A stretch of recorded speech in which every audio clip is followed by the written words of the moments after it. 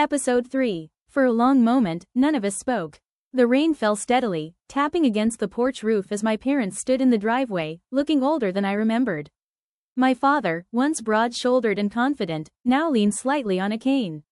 My mother's hair had turned almost completely gray, and the smile she used to force during awkward family gatherings was nowhere to be found. "Olivia," Mom said softly. Hearing my name after 10 years felt strange, almost like it belonged to someone else. "What are you doing here?" I asked. Dad glanced at the flower bed I'd been planting before looking back at me. "You've done well for yourself."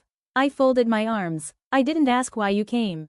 They exchanged nervous glances. Finally, Mom spoke. "We need your help." There it was. The sentence I'd somehow expected the moment I saw their car. I stepped aside just enough to keep the rain off the doorway, but I didn't invite them in. "What happened?" Dad sighed heavily. "It's Ethan." The name landed like a stone. "What about him?" "He made some bad decisions." I almost laughed. That's a polite way of putting it. Mom lowered her eyes. "After the sports academy, he struggled to find direction.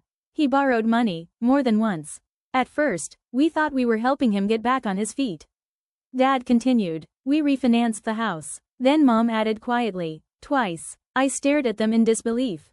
"The same house you spent 30 years paying off?" Dad nodded. "We believed he'd turn things around." "And did he?" Silence. That answer told me everything. Eventually, Mom whispered, "He started a business with a friend. It failed." Dad added. "Then he invested in another one. That failed too. And after that, he guaranteed a loan for someone who disappeared with the money." I closed my eyes for a moment. How many chances had they given him? How many chances had they taken away from themselves? From me? Mom's voice trembled. "The bank has started foreclosure proceedings." I felt a flicker of sympathy. No matter what had happened between us, losing the family home was heartbreaking. But then Dad said something that made my chest tighten. "They'll stop everything if we can pay the remaining balance."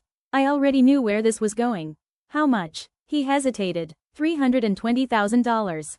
I stared at him. 320,000.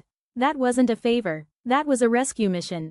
I don't have that kind of money sitting around. Dad looked directly at me. "We know about your company." I froze. "You, what?" "Aunt Linda told us." Mom stepped forward. "She said you're a partner now." I hadn't spoken to Aunt Linda in years. Apparently, she'd spoken about me anyway. Dad cleared his throat. "We're not asking for a gift." I raised an eyebrow. "No? It's just." He hesitated again. "Alone." Alone. The word echoed in my mind. 10 years ago, they hadn't asked if I could afford to lose my college fund. They hadn't offered to repay it. They hadn't called it a loan. They'd simply decided my future mattered less than Ethan's. Now they wanted me to save theirs. I looked from my father to my mother. Neither of them had apologized. Not once. Not for the college fund. Not for choosing Ethan. Not for disappearing from my life. Only for needing me now. I took a slow breath.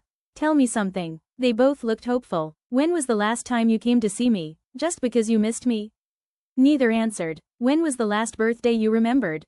Silence. "When I graduated." "Nothing." "When I bought this house." Mom's eyes filled with tears. "We didn't know where you lived. You found me today." She couldn't argue with that.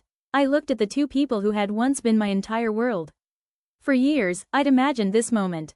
I thought I'd feel angry. Maybe even triumphant. Instead, I just felt tired. Then, before anyone could say another word, another car pulled into my driveway. A sleek black SUV. It stopped behind my parents' sedan. The driver's door opened. A sharply dressed woman stepped out, carrying a leather briefcase. She smiled politely when she saw me. "Good morning, Ms. Carter." I smiled back. "Morning, Rebecca." Then I turned toward my parents. "I think it's time you met my attorney."